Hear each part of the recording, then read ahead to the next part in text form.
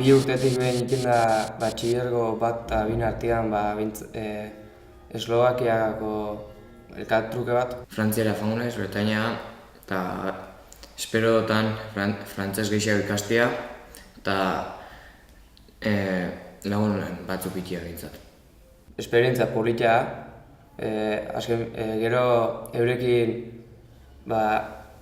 harremanak eta hola ondo egiten da normalian, ez da arazoik egoten, eta Europa ikusteko eta hola aukera polita.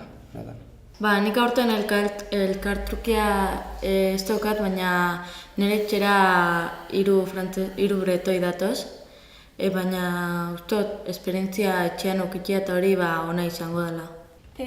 Aussi, on a été en Bretagne et on a eu une bonne expérience. On a connu des amis, on a vu des différentes habitudes et on a connu aussi Bretagne et avec la famille aussi très bien.